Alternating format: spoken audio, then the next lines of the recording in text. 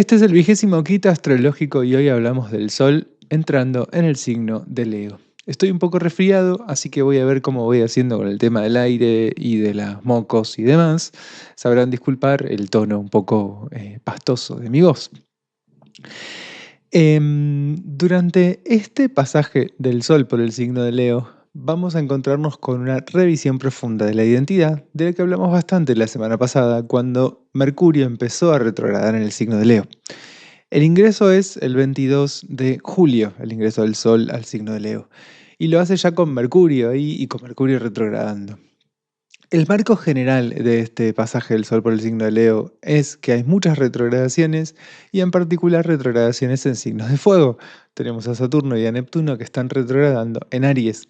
Y en esa revisión, en ese trabajo que traen Neptuno y Saturno desde el signo de Aries, también respecto de la identidad, hay mucho movimiento que va a impactar en este pasaje. Es una gran invitación para preguntarnos profundamente quiénes somos, qué queremos, de dónde surge lo que queremos, qué pasa con el deseo, cómo se produce el deseo dentro nuestro, qué es desear y qué es el deseo y qué es el capricho, distinciones que son muy fundamentales en este signo zodiacal.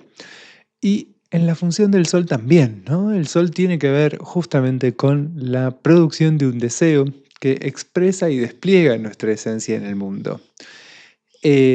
A través del sol, nosotros somos capaces de poner en juego esto que somos, de exteriorizar algo de lo que hay adentro.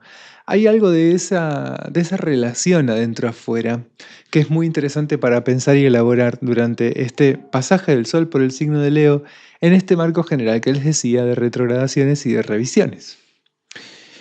En la medida en la que logramos que nuestro mundo interno se exprese y se despliegue en el mundo externo, hay algo muy potente y muy enriquecedor, no solamente para la propia subjetividad, sino también para el mundo. Cuando somos capaces de estar en cierta sintonía entre adentro y afuera, hay algo bastante prodigioso que somos capaces de compartir. Y esto, insisto, tanto en términos individuales, la experiencia subjetiva cuando logramos esa sintonización entre lo que deseamos, lo que somos, lo que queremos y lo que hacemos y producimos en el mundo, es muy grata, es muy agradable hacer lo que somos, ¿no? Que nuestro trabajo tenga que ver con nuestras pasiones, que en nuestras amistades podamos ponernos en juego. Fue el Día del Amigo en Argentina, el domingo. Feliz día a todos los amigos y amigas que siguen este programa. Hay muchas personas que se sumaron a nuestra comunidad, armamos una comunidad en WhatsApp, son bienvenidos. Voy a dejar acá abajo los links en la cajita de descripción. Si no, en la página encuentran también los links de abru.com. Ahí pueden encontrar los links a WhatsApp, al grupo de Telegram, a las comunidades que armamos en WhatsApp, que la verdad es re lindo lo que se armó ahí. Así que bienvenidos quienes quieran sumarse. Pero retomo, esta relación, esta sintonización posible entre lo que somos y el mundo es muy agradable para mí, en mi propio mundo, en mi propia experiencia del mundo, pero también es muy potente y es muy enriquecedora en relación a lo que brindamos hacia afuera, lo que somos capaces de darle al mundo cuando estamos en esa sintonía. Es mucho más rico, mucho más prodigioso, mucho más sustancioso que lo que le damos al mundo en ese otro código que tiene que ver con acomodarse, adaptarse y ceñirse a lo que esperan de nosotros, a lo que piden de nosotros o a lo que creemos que los demás quieren que seamos. En cierto sentido siempre hay alguna clase de esfuerzo de adaptación, en parte porque esos propios, digamos, podríamos pensar a nuestro mundo interior como una especie de fuego que hay que ver cómo lo acomodamos para que pueda desplegarse de una forma prodigiosa, potente y enriquecedora, y que no se despliegue como muchas veces sucede con el fuego, que quema todo, que arrasa con todo. Pero el otro peligro, digo, hay dos grandes peligros en relación al fuego. Uno es que queme y que arrase con todo, y el otro es que se apague, que se extinga. Y en muchas ocasiones, encontrar un equilibrio entre estos dos polos es bastante complejo. ¿Hasta dónde necesito darme lugar, aparecer y desplegarme? Y hasta dónde necesito poder encontrar ciertos bordes y ciertos marcos. Y es súper interesante pensar en esto en el contexto de Saturno que está ingresando a Aries y que está ahora retrogradando en el signo de Aries, porque justamente Saturno tiene que ver con estas barreras, con estos bordes.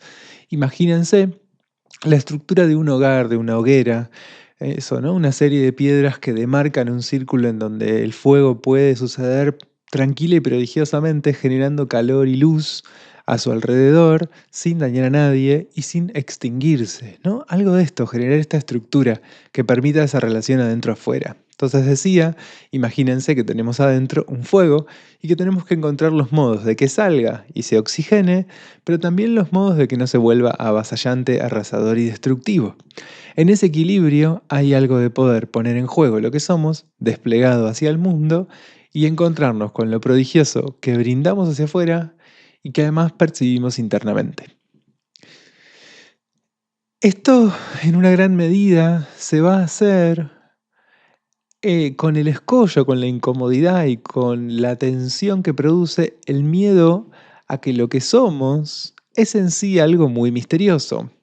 Nadie elige que lo que es, ni ser lo que es, ni dejar de serlo. Solamente se puede, más o menos, aceptar eso que somos y desplegarlo, o buscar taparlo y esconderlo para que los demás encuentren lo que quieren encontrar. Esto es tan cierto, y es tan cierto que solamente podemos desplegar o inhibir lo que somos, como que eso que somos en el encuentro con los demás se transforma profundamente. Las transformaciones son en general mutuas. Yo transformo al otro con mi existencia y el otro me transforma a mí con la suya. En la medida en la que aparezco, produzco transformaciones, ¿no? Del mismo modo que el sol transforma el mundo y la vida con su aparición, ¿no? El cambio del día y la noche, pero también el cambio entre la sombra y la luz. Esto, la aparición implica construcción y creación.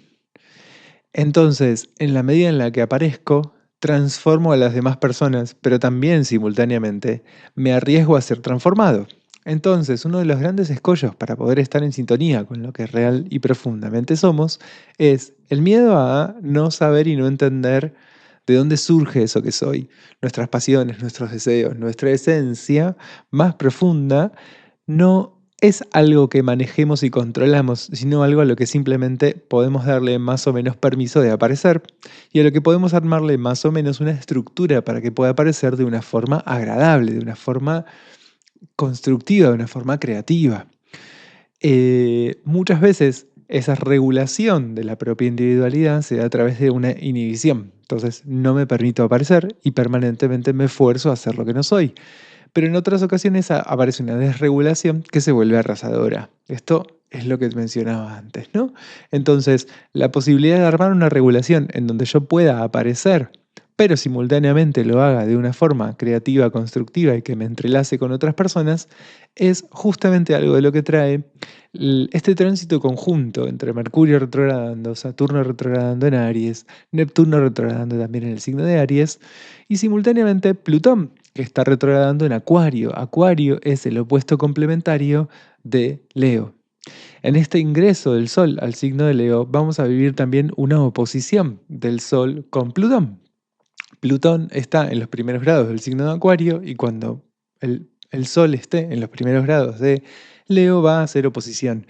Y en esa oposición, que sucede la semana que viene y de la que vamos a hablar con más profundidad también en la semana que viene, lo que se da es una transformación muy profunda de la subjetividad, que es el otro elemento de tensión que iba a mencionar a continuación del anterior, ¿no? Primer elemento de tensión y de incomodidad y de temor, que no tenemos un gobierno profundo sobre lo que somos, que nuestra autoridad interna, que estamos reelaborando con estos tránsitos de Saturno en conjunción con Neptuno, en este ingreso a Aries, este retorno a Piscis y demás, estamos haciendo un proceso profundo de reelaborar nuestra autoridad interna. Esa autoridad interna es, insisto, la que permite no inhibir lo que somos, ni abrirlo completamente, sino regularlo para que nuestra propia esencia pueda aparecer de un modo creativo y constructivo. Pero en esa reelaboración de la autoridad interna, yo lo que puedo hacer es justamente esto, elaborar espacios a través de los cuales lo que soy aparece. No puedo decidir qué es lo que soy, simplemente puedo entrar en contacto con eso y ver de qué forma desplegarlo. El otro gran temor que se asocia a este o que está ligado a este es que cuando yo me permito aparecer, inmediatamente entro en un proceso de devenir o de transformación. Es el peligro de la impermanencia, quiero decir, ser no es algo acabado y de una vez y para siempre, sino que es un proceso constante de devenir. Entonces, si tenemos miedo porque no manejamos lo que somos, también tenemos miedo porque aparecer y desplegarnos, desplegar nuestra creatividad y nuestra potencia, dejar salir ese fuego, es comenzar un proceso de transformación o continuar un proceso de transformación. No hay modo de ser sin devenir, lo voy a decir así filosóficamente. Y esto quiere decir, yo aparezco y en la medida en la que aparezco me transformo. No soy quien era antes de aparecer y cuando aparezco lo que soy, lo que se despliegue, lo que aparece, es un punto en un proceso, es un punto en un camino. La identidad tiene mucho más que ver con un camino y un caminar que con un punto de llegada o con una especie de esto de rostro fijo y permanente que dice siempre más o menos lo mismo. Eso, ese proceso constante de venir puede ser más o menos lento, más o menos suave, más o menos orgánico, más o menos disruptivo e incómodo. En general, mientras más inhibo y me retengo, más disruptivos van a ser los efectos de una transformación que es, en el fondo, inevitable. Pero la posibilidad de sintonizarme, entonces, adentro y afuera, es también y necesariamente la posibilidad de sintonizarme con este proceso constante de devenir en el que inevitablemente estamos, lo veamos, no lo veamos, nos guste o no nos guste. El cielo se mueve todo el tiempo. Y en ese permanente y constante movimiento del cielo tenemos una imagen muy gráfica de cómo se mueve y cambia todo el tiempo el mundo, la vida, la individualidad, la identidad. Esto muchas veces genera grandes reacciones emocionales que lo que buscan es reafirmar y afianzar una identidad cerrada y acabada. Y esta sería, digo, hay dos grandes formas en las cuales la propia identidad se comprime o se inhibe. Una de esas formas es adecuarnos a una demanda externa, ¿no? Nuestra sociedad, nuestro mundo nos pide que seamos algo que no somos, nos acomodamos, vamos, todo bien. Pero la otra forma de comprimir nuestra propia identidad y del despliegue de esa identidad es quedarnos férreamente adheridos y adheridas a formas viejas de la identidad en las cuales ya en realidad no cabemos. Entonces, puede ser que me acomode a lo que el mundo espera y me demanda, o puede ser que me acomode a una imagen antigua de mí mismo o de mí misma. En cualquier caso, el tránsito de Plutón por el signo de Acuario, que va a durar unos cuantos años, va a traernos una profunda invitación a actualizar esa identidad, a reelaborarla. Lo mismo el tránsito de Urano en el signo de Géminis. Acá la invitación sería a encontrar nuevas palabras y nuevos conceptos que nos permitan desplegar esta identidad transformada. Devenir sería, por ejemplo, un concepto muy Plutón en Acuario y Urano en Géminis que nos permite entender la identidad no como un proceso que acaba y concluye, sino como un proceso de permanente cambio y transformación. Algo de esto nos dicen Plutón en Acuario y Urano en Géminis, simultáneamente, estos dos planetas en estos dos signos de aire. Entonces, ¿cómo me relaciono con una identidad que está en un proceso permanente de transformación? ¿Qué vínculo tengo? ¿Cómo puedo decir yo si yo es un proceso constante de devenir? Si no es algo acabado, concluido, cerrado y terminado. En cierta medida hay algo de lo que somos que tiene que ver con los espacios que somos capaces de construir. Hay dos grandes modalidades en las que vamos a vivir el deseo. Una tiene que ver con el deseo que consume o que busca un consumo, que es un deseo que busca la satisfacción a través de la incorporación o de tomar. Hay algo de esto que es muy interesante, que es muy rico, que es muy potente, pero que de algún modo está condenado a cierto lugar de insatisfacción. Quiero decir, si lo tomamos todo, vamos a seguir queriendo algo más. Y ya lo tomamos todo, entonces no hay más nada que tomar. Hay algo de la dinámica del consumo que implica siempre un hambre que se reactualiza. ¿Hay algo potente en ese hambre? Sí, pero La potencia aparece en la medida en la que soy consciente de que ese hambre es infinita, en donde no estoy buscando la satisfacción del hambre, sino el placer de comer, el placer de incorporar, el placer de encontrar, ¿no? Hambre también lo puedo, bueno, no importa, creo que se entendió, era una metáfora. Em, Hay otra cosa que se desprende de acá, que tiene que ver con la posibilidad de habitar ese espacio, o eso que no tengo, o eso que no hay, como un lugar en donde puedo desplegar lo que soy.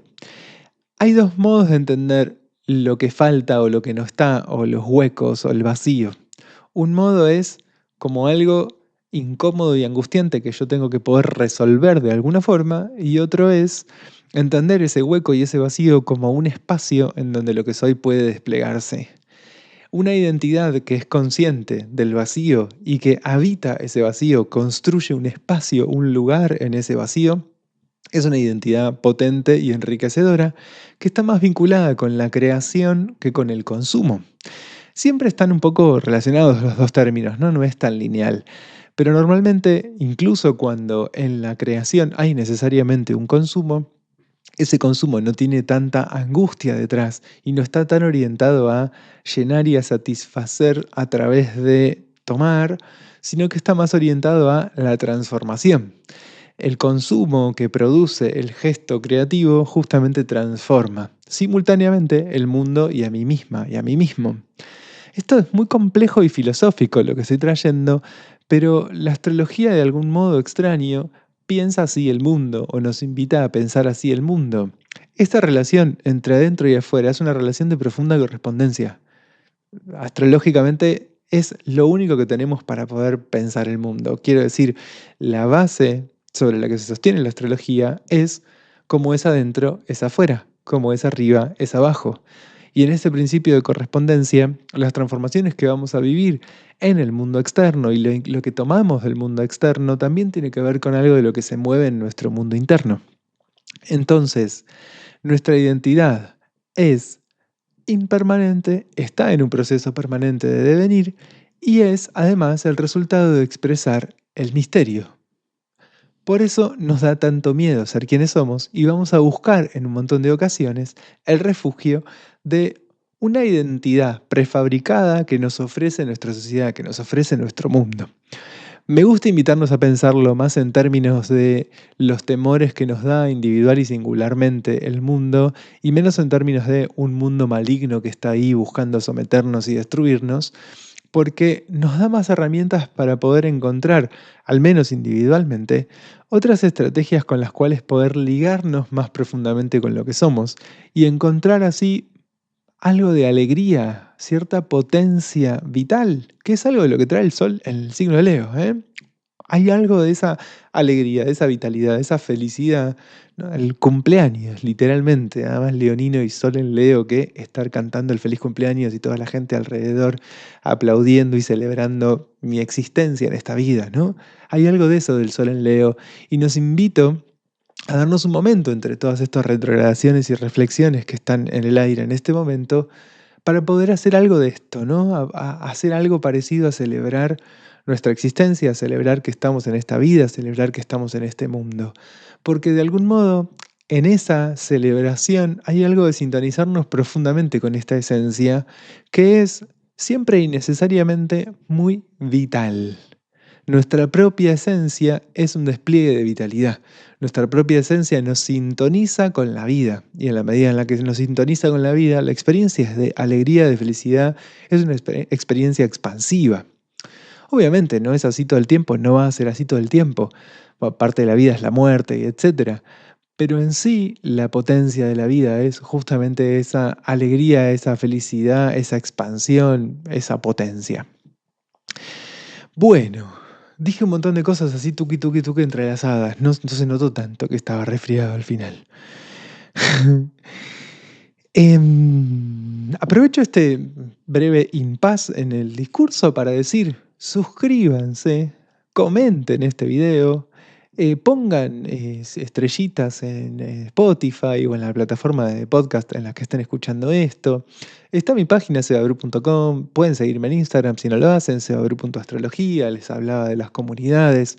Esto es valiosa la interacción, siempre es premiada por las distintas plataformas, el algoritmo premia la interacción, así que para que este espacio crezca está bueno que se den unos momentitos para comentar.